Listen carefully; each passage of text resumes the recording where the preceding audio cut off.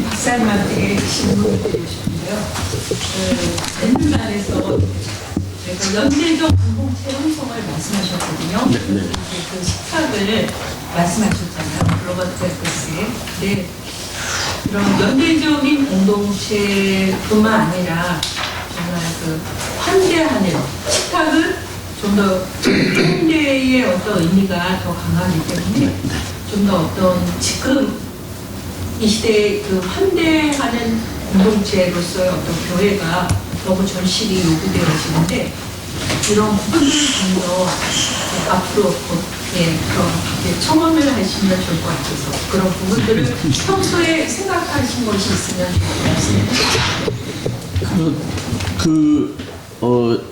하나님의 나라가 어디 있느냐 그랬을 때 사실 그 교회도 완전하진 않지만 적어도 이제 우리가 그 하나님의 나라를 경험하게 될 때에 그 하나님 나라가 실현되는 순간이 있잖아요. 우리의 마음에도 실현될 때가 있고 또 순수한 그 믿음의 공동체 안에서 분명히 실현되기 때문에 그때는 그러니까 저는 그 제가 연역이라는 단어하고 이제 에너지라는 말을 구분했는데 그 연역이라는 거는 이제 하나의 신학적 논리에서 끄집어내는 거지만 에너지는 일종의 그 이렇게 말씀과 성령 안에서 우리 속에 역사하는 거잖아요. 그러니까 예를 들면 이렇게 신학적인 논리에서 가난한 사람들이 사는 이런 의미가 아니라 성령이 우리 안에 역사하면 그 성령이 우리를 그대로 서 있지 못하고 등을 떠민다고 저는 생각하거든요.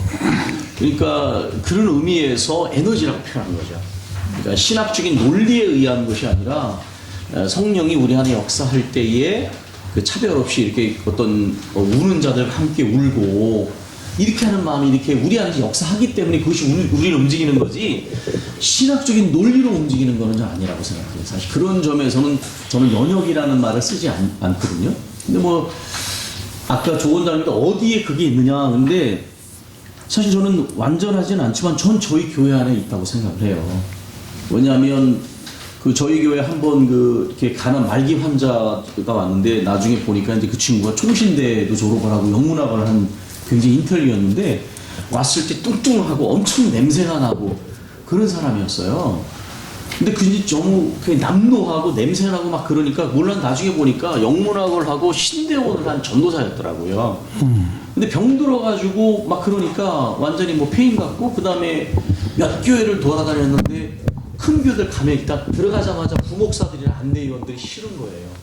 왜냐면 남루하는 데다가 냄새가 나니까. 근데 저희는 그런 거 없었거든요. 그냥 오면은 그냥 본사님들이 그냥 맞아주시고 저희는 어느 정도 그렇게 이제 분위기에 잡혀 있으니까 그러니까 이제 우리 교회에 와서 나중에 죽었어요. 근데 나중에 보니까 이제 형사한테 전화가 왔는데 전화번호가 저밖에 없더라고요. 근데 왜 전화번호가 저밖에 없었냐면 그 형이 있어요. 근데 형도 이혼을 한 상태 뇌졸중 환자였고 그 누나는 미국에 있어가지고 연락이 안 되고 그리고 만약에 연고가 있으면 그 이게 복지 혜택이 안 되니까 이 친구가 의료 급여를 받았는데 일부러 다 끄는 거예요. 그래서 이제 고독사를 했는데 저도 참여를 할 수가 없더라고요. 형제가 안 해가지고. 그래갖고 나중에 이제 이제 형사 이렇게 미국에 연락을 해가지고 연고가 있는 걸 알고 장례는 어쨌든 이제 그냥 사회장으로 치렀거든요. 근데 이제 그 형이 나중에 연락이 와가지고 우리 교회를 나와요, 그분이. 요즘에는 이제 건강 때문에 그런데 이제 제가 이런 말씀을 드리는 거는 그게 그렇게 대단한 일도 아니었지만은 그냥 이렇게 맞아주고 일주일에 한 번 뭐 이제 본사님들이 이제 식사하고 나면 남은 거 이제 갖다 주고 또 뭐 이제 뭐 참치김 잘 나오니까 갖다 주고 그렇게 했거든요. 그런데 작은 경험이지만 저는 굉장히 소중한 경험이었어요. 우리 뭐 장 목사님은 이게 장애인들에 대한 관심을 많이 가지고 그렇게 하시지만 일단 교회는 그래도 정말 뭐 우리 박 목사님 그런 거 잘 하시지만 차별이 없어야 되잖아요.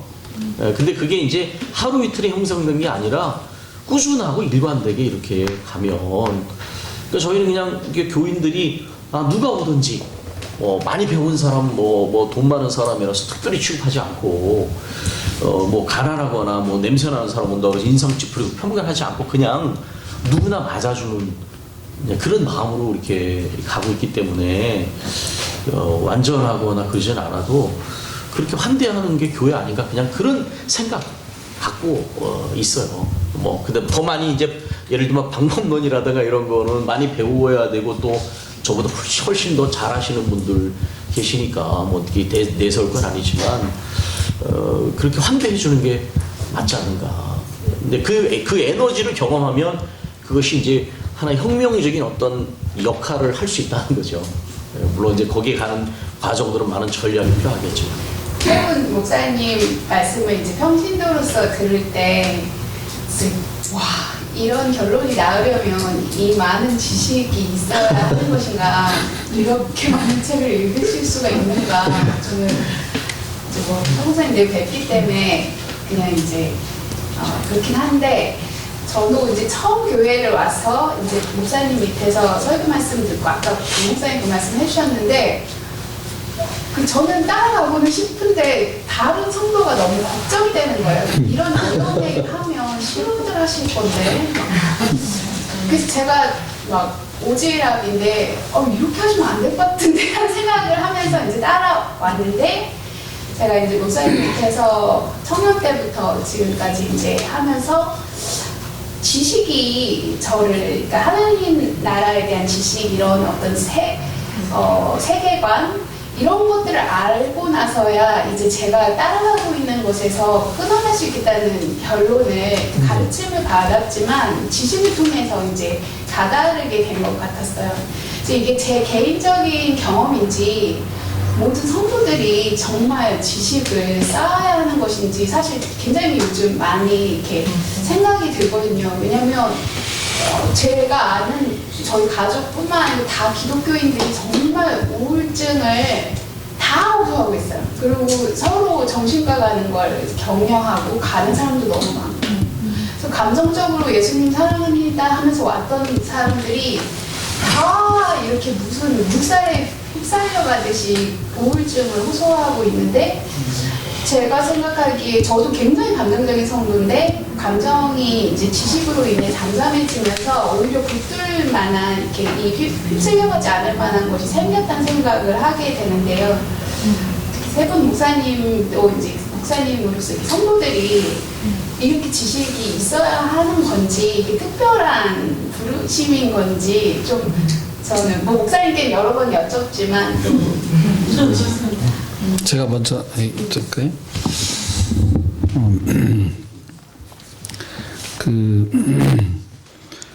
이제 사람들이 이제 환상이 있으니까 이제 투자하지 않고 이제 뭐 이렇게 설교만 듣고 이제 헌금만 하고 이제 복음 받고 싶고, 그 이제 목사들은 이제 거기에 이제 그 공모를 해서 뭐 으쌰으쌰하고 갔는데 이제 결과는 우울증이고 이제 그렇단 말이에요. 그러니까 저는 이제 아까 그 책을 얘기를 했지만은 저도 뭐 이제 우리 이제 서 박사님 이제 교회 다니지만 서 박사님하고 교제를 하면서 책도 소개를 많이 받고 이제 그렇게 하지만 이분은 뭐 별명이 서충이잖아요.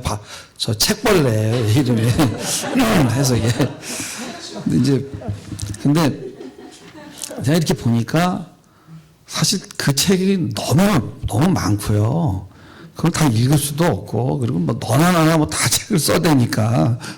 그래서 이제 제가 볼 때는, 근데 진짜 읽어야 될 책은 있겠더라고요, 교인들 중에서도. 그래서 어떻게 보면, 야, 이거 교인들하고 한번 읽으면은 세계관이 쫙 정리되겠구나, 세상하고 이런 게 있거든요. 근데 막상 교인들한테 가면은 싫어요.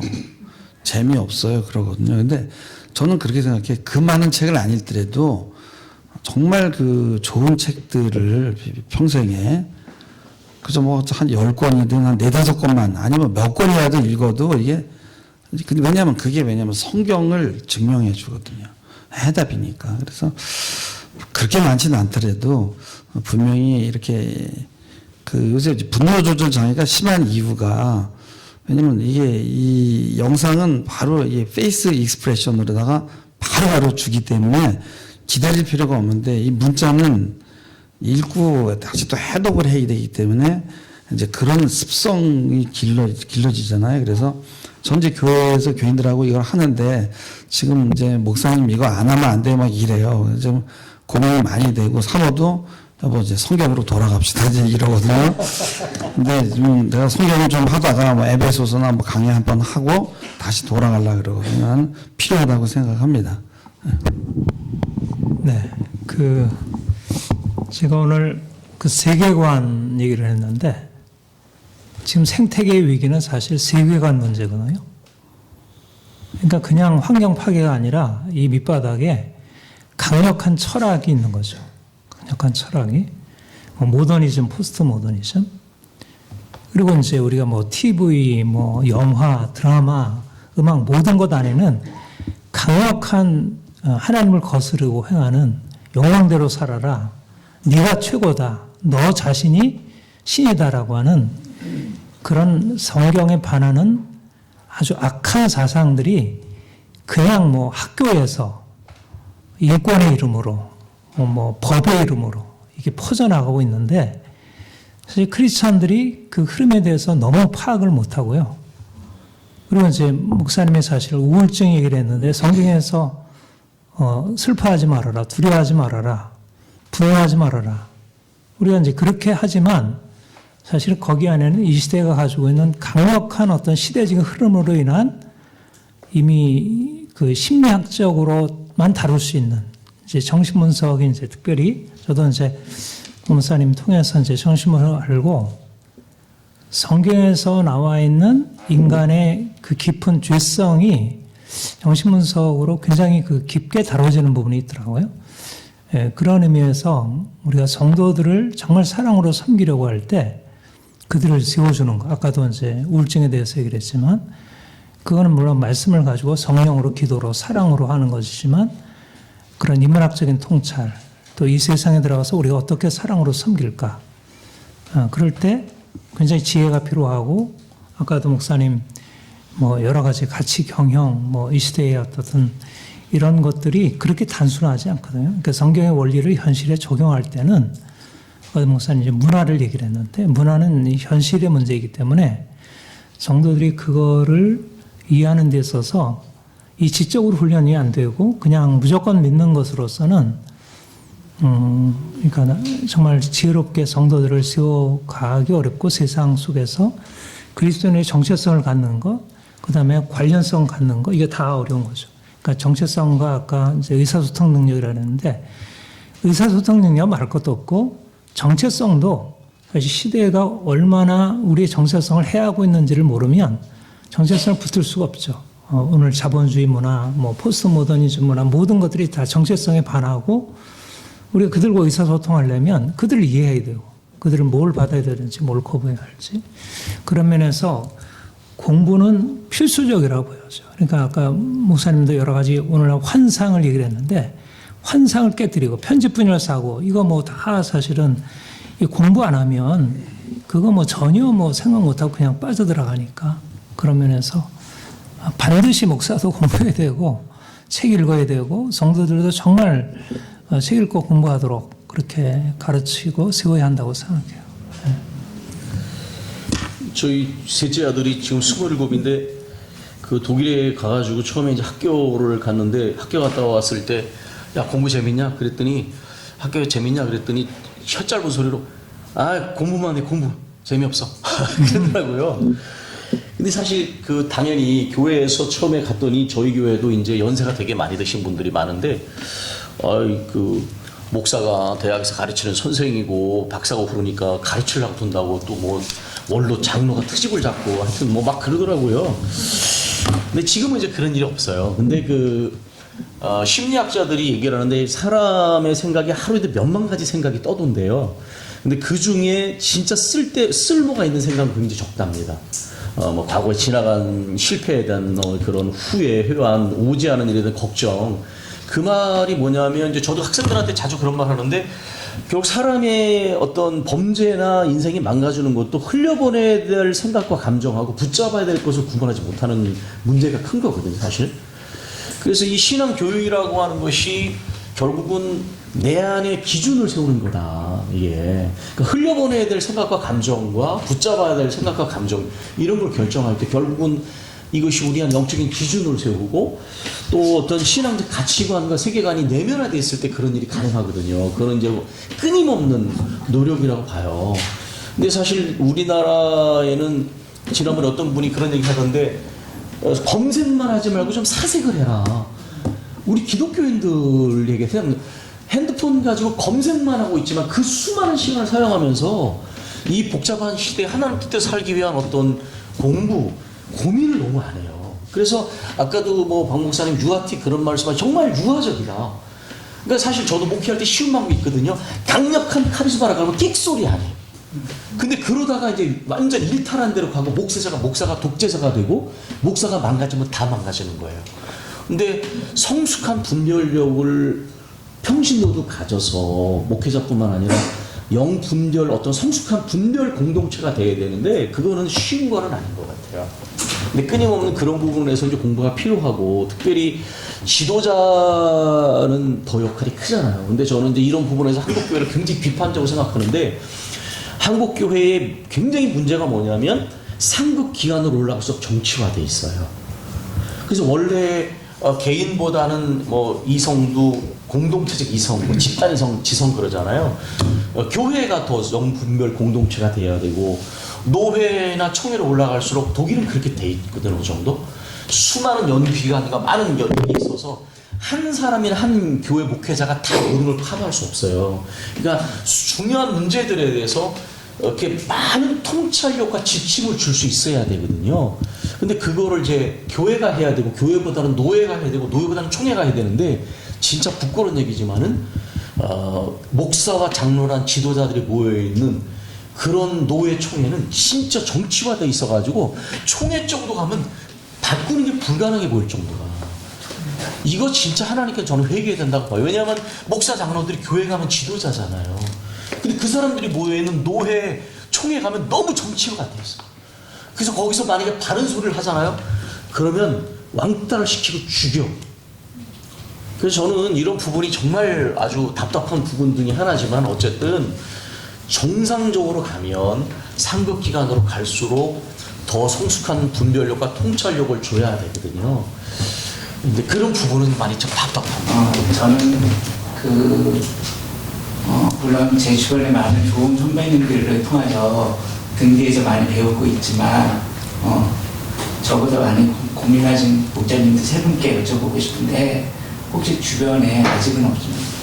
많이 주변에 우울증이라든지 아니면 아까 교회제 1을 말씀하신데 교회제 1 때문에 지쳤다든지 또는 가장 무서운 것이 교회 안에 가치관과 교회 밖에 가치관이 너무 많아져 분명히 교회 안에 가치관이 확립되어 있음에도 교회 밖에 사탄적 가치관 때문에 힘든 친구들이 옆에 있을 때 그건 청소년들이나 그런 청년들이나 또는 그런 저와 동년배 친구들이 같이 있을 때 말로 가르치지 않고 말로 가르치는 거 말고 혹시 그런 분들이 주변에 많아질 테니까 혹시 내가 이번 잘했다 그럴 때 목적에 대해서 가르치지 않고 다른 방법으로 위로해 줄 수 있는 방법이 있을까요?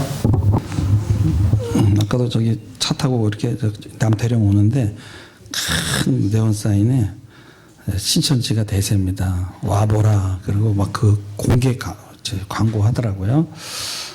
그거 보면서 이제 사람들이 이렇게 넘어갈 수 있고 그런데 이제 아까도 이제 오늘 우리가 이제 그 얘기한 거 중에 그 핵심들은 다 뭐냐면은 결국 이제 관계고 대화거든요.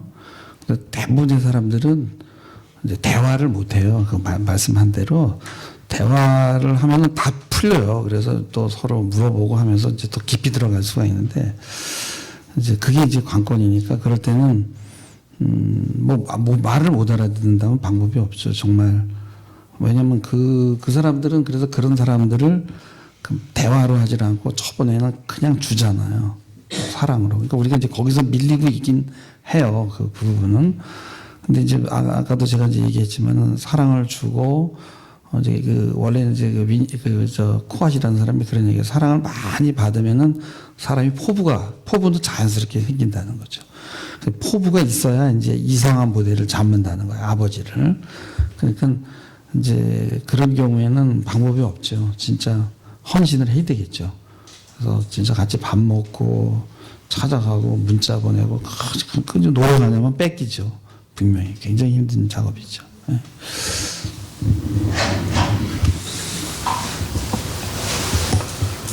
저는 옛날에 박 목사님이 프로이드를 되게 많이 하셔갖고 그 한 교수님이 예술 안 하고 맨날 프로이드기만 하냐 뭐라 그러셨어요 한번. 근데 그 박 목사님이 쓰신 책을 제가 보면서 느낀 게 뭐였냐면 저도 약간 그런 불만이 좀 있었죠.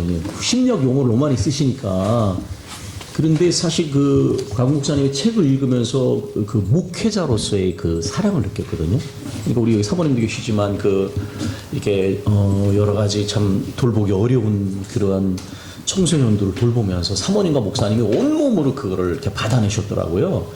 그러니까 이제 그 깊이 안에 많은 이렇게 이론들을 얘기하셨지만 실제로 그 목회자로서의 그러한 그 사랑, 그거를 온몸으로 감싸시면서 해오셔서 참 존경스럽다. 우리 박 목사님하고 사모님 그 시설이랑 운영하면서 그런 거를 이렇게 느꼈었어요. 사실 그 뭐 목회가 뭐 어떤 분이 그 들판에 나갔는데 고목나무가 속이 썩어 있었는데 얘야 너는 목회도 안 하는데 이렇게 속이 썩었냐 그랬다고 그러잖아요.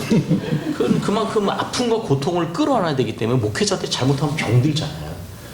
병들게 되고. 왜냐 목회자 안에 진짜 막 이렇게 분노, 상처 이런 게 있기 때문에 그런 사랑하기 위한 그것이 우리의 그릇 안에 담기는 전 너무 힘들다고 보고 하나님께 우리의 그 약함을 인정하면서 엎드려 기도하며 끊임없이 정말 주님과의 관계, 그분이 주시는 힘이 아니면 우리의 어떤 힘이나 열정 가지고는 참 어려운 것 같고 그 주님께서 주시는 힘, 기도의 무릎 이런 거를 통해서 그 목회자로서 끌어안는 거 이외에는 과연 정답이 없지 않겠는가 그런 생각이 들었어요.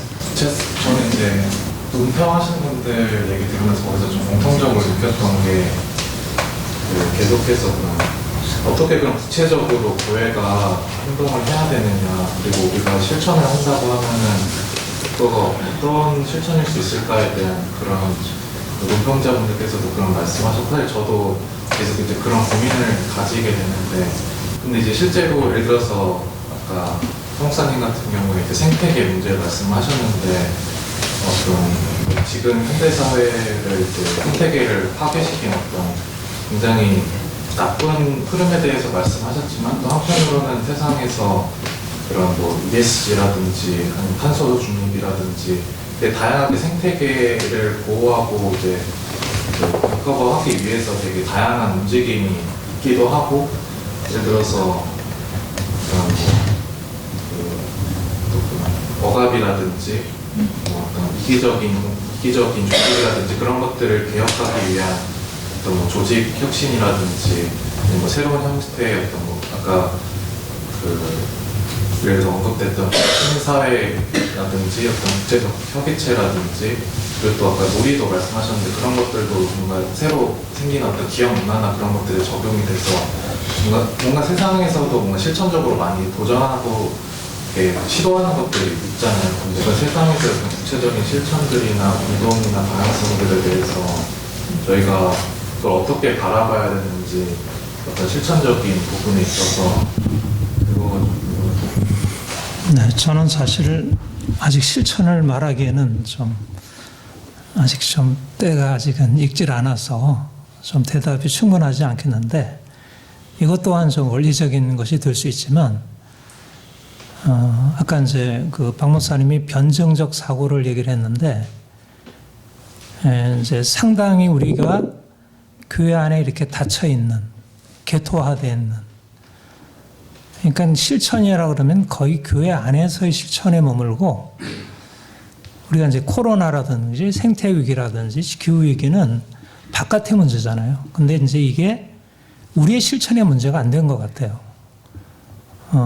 이제 우리 조정권 우리 이제 시민사회대단 우리 대표님 같은 경우에 시민운동하면서 그 사회의 실천을 이제 하고 있는데 교회가 그 영역으로 들어가지를 못하는 거죠, 거의. 그걸 우리 문제라고 생각하지 않으니까.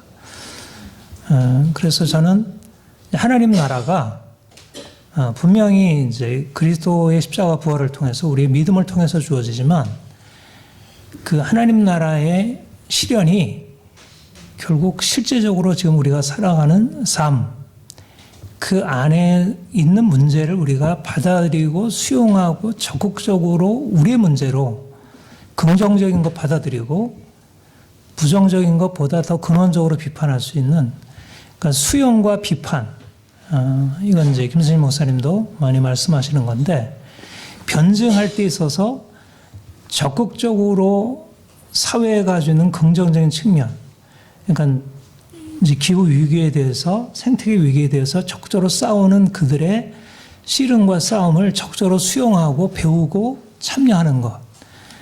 그런데 이제 보다 더 근원적으로 우리는 이제 근원이 하나님이고 그리스도의 십자가니까 거기서부터 더 근원적으로 이제 이것을 더 깊이 천착하고 또 다른 길을 또 가야 할 때는 또 다른 길로 나아가는. 그러니까 1차적으로 좀 더 세상에 대해서 너무 전투적인 자세로만 나갈 게 아니라 변증적이라고 할 때 적극적으로 좀 수용하고 그것과 대화하고, 아까 이제 의사소통 능력 말씀하셨는데 좀 더 이성적이고 대화하고 좀 열려져 있고 이제 이러면서 교회가 너무 이렇게 아까 이제 그 편파성 얘기를 했는데 교회도 너무 이렇게 제한되어 있다는 거죠. 그래서 그거를 깨뜨리고 나아가는 그게 필요하고 이제 그것과 함께 우리의 이제 십자가의 정체성, 철저하게 이제 내가 죽고 십자가의 영성, 또 정말 사랑으로 나아가는 우리만 가지고 있는 그 고유함을 가지고 이 두 가지 것이 같이 가야 하지 않을까. 그런 면에서 두 가지가 다 부족하다고 생각해요. 그러니까 사회를 좀 더 긍정적으로 수용하는 부분이 우리 한국교회 전반적으로 이렇게 상당히 약하지 않는가. 그런 면에 좀 생각을 합니다. 이건 뭐 구체적이진 않는데 좀 원리적이긴 한데. 제가 이제 한번 예를 들어볼게요. 평택 시민이 약 57만 가까이 돼요. 지금. 그런데 과연 시민이 몇 명이냐?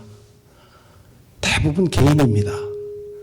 시민이 찾기가 그렇게 어려워요. 시민이라 하면 개인의 문제에서 공공의 영역으로 들어가야 되거든요. 근데 교회도 역시 개교회는 그 개인에서 개교회 쪽으로 그게 경로 의존이 아주 쉽습니다. 그런데 그 시민성으로 나가지 않는 이제 결정적인 문제 중에 하나는 교회 시스템에 그게 없습니다. 단적으로 얘기해서 풀타임 그 시민운동가를 키워주면 되는데 그 예산이 거기서 안 나오거든요. 그러다 보니까 교회 바깥에서는 시민운동가들이 많이 나오는데 교회 시민운동가들은 사라져 있습니다. 거의. 그러다 보니까 지금은 시민시대다 하고 이제 토플러가 얘기했는데 이제 정당의 영역은 약해지고 시민 세력이 강해진다. 이게 미래학자의 진단인데 시민 세력에 대한 고민이 없는 거죠. 그러니까 각 교회마다 시민 단체들의 가장 심각한 문제는 그 10년 동안 월급을 안 줘봐요. 어떤 사람이 시민운동가가 되겠습니까? 십자가 지기가 굉장히 어렵습니다. 제가 이제 한 10몇 년을 월급 없이 해봤더니 거의 지옥 생활입니다.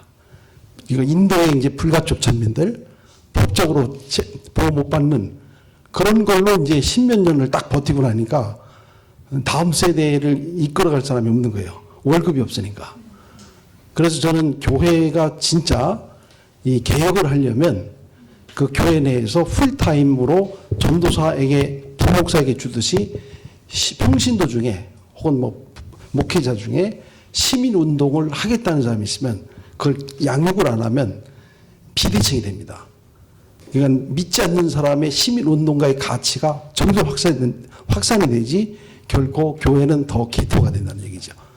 예, 그 이상입니다. 박준성 목사님 부인이에요. 학교랑 같이 사는데 항상 불만이라 그러면 뭐가 있냐면 항상 이렇게 얘기를 하거든요. 설거지 좀 쉽게 해라. 그래야 애들이 알아듣는다. 근데 또 목사님은 뭐라 그러시냐면 이런 용어 정도는 그냥 몰라도 자꾸 듣다 보면 알아진다. 근데 한 10년쯤 지나니까 애들이 조금 알아듣더라고요. 근데 이제 제가 서주환 목사님한테 여쭤보고 싶은 게 있는데요. 환경에 대한 얘기를 하시잖아요. 뭐 생태계랑 성공경에 대한 비판. 근데 사실 이거를 읽어서 이해할 수 있는 친구들은 거의 없을 거예요. 저도 잘 이해 못하겠어요. 근데 아까 이분이 얘기한 것처럼 정말 책을 많이 읽으셨구나. 목록을 이렇게 보니까 제가 읽은 책은 한 8권밖에 없고 우리 집에 있는 책은 몇 권 본 것 같아요. 근데 그러니까 교회 어린이들이나 청소년들이 나만하기가 어렵잖아요. 근데 이제 이렇게 말씀하시잖아요. 그거에 대한 관심이 없고 그 공부를 해야 되고, 근데 그거가 접근할 수 있는 어떤 그러니까 이렇게 디딤돌이나 이런 거를 좀 줄 수 있느냐. 그러니까 청년들이랑 아니면은 아이들이랑 얘기를 해보면 어떤 그 갈구함이나 욕구가 없는 건 아니에요. 근데 그 친구들의 그 문제를 해결해 줄 수 있는 어떤 구체적인 방안이 없는 걸로 저는 느끼거든요. 그러니까 만약에 목사님이, 그러니까 박사님이 이 환경에 대한 어떤 조금 이게 구체적인 뭐 실제 애들한테 아주 쉬운 거를 해도 그런 걸로 해도 좀 쉽게 좀 풀어서 이거를 조금 제시해 주면은 어려운 얘기인가 이게? 예수님이나 기독교가 바탕이 되어 있는 환경 문제를 어떻게 보느냐? 왜냐하면은 답안이 지금 교회에 있다고 말씀하셨거든요. 그걸 해결할 수 있는 답은 교회에 있다. 그래서 그 부분을 조금 염두에 주실 수 있는지 아니면 조금 해주실 수 있는 부분이 있을까? 요청을 좀 해볼 수 있을까? 그러니까 제가 아까 잠깐 말씀드린 대로 제가 이제 조신학을 했고 이제 신학을 쭉 해보니까 우리 신학의 구조 자체가 상당히 현실로부터 유래되어 있어요. 영적이고 천국이고, 그러니까 영성이라는 개념이 상당히 우리가 어떻게 살 것인가, 어떻게 행복하게 살 것인가, 어떻게 바르게 살 것인가는 문제, 일반인들이 가지고 있는 문제와 유리되어 있는 게 전반적인 것 같아요. 근데 사실은 그 환경이든 아니면 심리학이든 사실 우리가 어떻게 행복하게 살 것인가 하는 문제와 연결되어 있기 때문에 실제적인 삶을 가지고 고민하는 사람들은 어린아이나 노인이나 할 것 없이, 물론 이제 책은 어려운 게 있죠. 근데 이제 그거를 우선 살아내는 게 있으면, 우리 이제 설원주 이제 교수님 같은 경우에는 실제적으로 이제 텃밭 뭐 이제 그 농사도 지으시고 실제적으로 살아내면, 저도 이제 그게 이번에도 제가 사실 공부를 했어요. 저는 이 부분에 대해서 아직은 이제 경험이 없고 했는데 실제적으로 심각하게 다가오더라고 이게. 내가 이렇게 살아왔구나 하는 것이 심각하게 다가와서 나도 농사꾼의 아들인데 농사를 져야 되는 거구나 이런 느낌이 오더라고요. 근데 농사 짓는 거는 책의 문제가 아니잖아요. 실제적으로 농사를 져야 되는 거잖아요. 그러니까 사실은 우리가 책을 통해서 도전받고 실제적으로 삶으로 살아내가지고 삶으로 살아내는 걸 가지고 청년들에게, 어린아이들에게 우리 같이 텃밭 가꾸자. 이것은 하나님 주신 생명이고 우리가 이 생명을 이렇게 사랑해야 돼. 땅을 이렇게 사랑해야 돼. 이렇게 지금 고통받고 있어라고 실제적으로 삶의 문제로 들어가면 의외로 사실은 이 공부라는 것은 그 구체적인 삶을 좀 개념화한 거기 때문에 삶을 살아내면, 그 사실 정신분석도 그렇잖아요. 사모님이 정신분석 많이 안 해도 정신분석적인 그걸 가지고 아이들을 더 섬기잖아요. 근데 그게 정신분석적인 바탕이 있잖아요. 정신분석을 가지고 있기 때문에 아이들을 그 깊이 사랑할 수 있는 것처럼 환경에 대한, 이 생태계에 대한 이 문제의식을 가지고 있으면 오늘날의 이 심각한 문제를 벗어나서 어떻게 생명을 살리는 일을 할까. 그래서 하나하나 좀 실천적으로 해야 하지 않을까. 저도 사실은 좀 더 공부도, 저는 뭐 공부 쪽이니까 공부도 더 해야 되지만 실천적으로 우리 성도들이 좀 함께 텃밭도 가꾸고 뭔가 좀 실천적인 어떤 행동을 취해야겠다. 그런 생각을 합니다. 아직은 좀 하고자 하는 거 아니죠. 보충해서, 네. 그러니까 그 기독교 진리가 말씀이 육신이 되어, 그러니까 육화되지 않으면 이게 사람들한테 어떤 어필이 되지 않잖아요. 그래서 그래서 이제 그런 괴리가 이제 너무 크니까 좀 더 어떤 프락시스적인, 그래서 그런 그 젊은이들에게 접근할 수 있는 게 일단은 어떤 참여, 체험. 그래서 일단 책은 어떤 아이들이 별 관심이 없어요. 그러니까 어려운 한국, 사실 우스갯소리로 이런 이제 학술대회 하면은 글을 완전히 읽는 사람은 못참자하고 못참자는 있거든요. 지지할 수 있는. 그러니까 저는 이제 그 아이들하고 하면서 아이들이 구체적으로 가장 잘 배울 수 있는 방법이 뭔가 하면 어떤 영화, 또 그런 스토리텔링, 이야기, 그 다음에 여행, 어떤 현장 참여. 그래서 제가 그 외국의 그 공동체들을 이제 이렇게 수혜하면서 그때 젊은이들이 가장 기독교 진리에 대해서 아이들이 그 뭐랄까 이 속을, 그러니까 회심이 가장 많이 이루어져요. 그러니까 그 기독교 진리에 대해서 회의적이고 좀 이렇게 삐딱선을 탄 아이들이 그런 이제 기독교 공동체에 가서 직접 거기에 어떤 분위기, 그들의 그런 삶을 보고 얘네들이 이제 쇼크를 받는 거죠. 아, 나도 이렇게 살아야 되겠다. 그 가장 강력한 도전이 되듯이. 그래서 뭔가 이 시대에도 그런 하나님 나라의 표징을 보여줄 수 있는 작은 공동체. 그래서 제 친구가 이제 그 비닐하우스 도서관을 해요. 농사를 지으면서. 그래서 거기서 뭐 물론 돈이 없지만은 한번 이 자본주의를 이겨보자 하는 그런 이제 뚝심도 있는 거죠. 그래서 그 허름한 비닐하우스 도서관이지만 항상 아이들과 부모들이 북적대거든요. 왜냐하면 거기에 가면 함대가 있고 이야기가 있고 뭔가 이런 삶으로. 그래서 거기 가면 음악도 배우고 또 이런 활동도 하고, 그러니까 좀 더 그런 다방면적인 그러한 아이들과 함께 어떤 그 소통할 수 있는 것들을 좀 우리가 많이 좀 이렇게 고민하고 다가가야 될 것 같아요. 좀 더 육화된 모습으로 다가가는 것이 필요한 것 같습니다. 그 이게 아까 그 요한이가 이제 그 구체화, 이거는 학술대에 가면 항상 받는 비판이에요. 발자하고 나면 늘 받는 비판이 구체적인 게 뭐냐. 이제 사실 그 말은 할 말이 없거든요. 근데 이제 이게 저는 이제 개인적으로 이제 그런 생각하고 있는데, 이제 제가 학교에서도 이제 숭실대에서 겸임교수를 하면서 이제 패러다임 얘기를 좀 해요. 그게 뭐냐면 이제 신앙이 갖고 있는 초월성과 내재성 속에서, 그러니까 말하자면 이제 영원성을 우린 지향해야 되잖아요. 그렇지만 이 땅에 두 발 딛고 살아가는데 그 초월성을 이렇게 소멸시키지 않는 범위 내에서 이제 내재성, 책임성을 가져야 되는데, 다시 말하면 그거는 윤리이거든요, 윤리.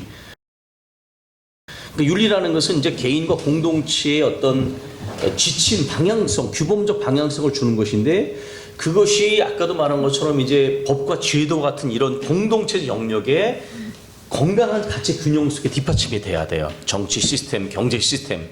근데 그게 우리나라 혼란하다고 저는 보는 거, 아까 말한 것처럼 이렇게 불균형이 있고, 그리고 그런 법과 제도가 오랜 세월에 정비가 되면 문화가 바뀌어요. 이게 이제 구체화의 패러다임이라고 저는 봐요. 그러니까 신앙에서 윤리가, 윤리에서 공동체 영역을 하는 법과 제도, 그리고 그것이 오래되면 문화가 바뀐다. 계속 선순환 과정이라고 영향들. 그다음에 또 하나는 이제 구체화 속에서 그 윤리하는 사람들이 무슨 얘기를 하냐면 세 수준을 구분해야 된다.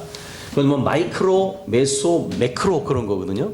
마이크로라는 건 뭐냐면 친근 영역이에요. 우리 교회에서 주로 개인 윤리를 강조할 때 개인의 성품, 예를 들면 친절함, 남을 배려함, 이게 가장 작용하는 게 이 친근 영역이거든요. 근데 이제 위계 질서와 기능과 역할로 평가되는 메소 영역에 가면 익명성, 위계 질서, 그 다음에 인격이 아니라 역할의 평가가 돼요. 이게 회사라든지 조직이거든요. 근데 여기 가면 책임의 전략이 뭐냐면, 그게 이제 기업이나 회사 이런 거 하는 사람들이 염두에 두니까 기독교인들이 거기에 기업 철학, 공동체를 이끌어 나가는 어떤 규약, 규범적 협약, 이걸 만들어야 돼요. 그리고 그거를 구체적으로 회사를 운영하는데 예산과 정책이 반영돼야 돼요. 기독교 기업가들 해야 될 일이 그런 거거든요. 그 굉장히 큰 변화를 불러일으켜요. 그리고 이제 매크로 영역은 정말 아까 말한 것처럼 거대한 이해관계와 권력관계가 지변에 생각하기 때문에 그거는 정말 어렵지만은 한스킹이 그래서 이제 뭐 세계 윤리 이야기하고 클라우스 슈밥이 이런 하나의 어떤 담능 공동체 만들어서 국제기구를 만들어야 된다 이렇게 얘기하죠. 그런데 이제 아셔야 될 게 뭐냐면 가치를 얘기하면 되게 추상적입니다. 그런데 칸트가 영국평화론에서 말한 그 철학이 기초가 돼가지고 국제연합이 만들어졌고 그 후신이 유엔이에요. 물론 한계는 있지만 그런 국제기구가 만들어질 때 보편적 가치가 없이 만들어진 건 한 번도 없어요. 그러니까 이제 클라우스 슈밥이 했던 것도 이제 그런 작업이고 그 짐 월리스라고 하는 우리나라에 이제 몇 권이 번역됐는데 그 얘기하는 게 뭐냐면 현실적 위기 언제 끝나 이 질문을 CNN 기사 계속했어요. 그런데 월리스가 말하는 게 뭐냐면 그 위기를 말할 때 거기 안에 가장 문제가 뭐냐면 가치의 문제가 들어있다. 그래서 나중에 거기 모인 사람들이 그거에 대해서 동의를 했거든요. 그 결과로 나온 게 가치란 무엇인가는 책이에요. 그러니까 가치로만 된다 그런 얘기는 아닌데 모든 현실의 인간의 삶과 공동체가 건강 형성되는데 건강하고 균형 있는 가치 없이 이루어지는 건 한 번도 없습니다. 근데 저는 이제 그 부분에 얘기를 한 것이고 나머지 부분은 이제 같이 해야 되는 거죠. 집에 가야 되겠네요. 네, 마무리하시죠. 네.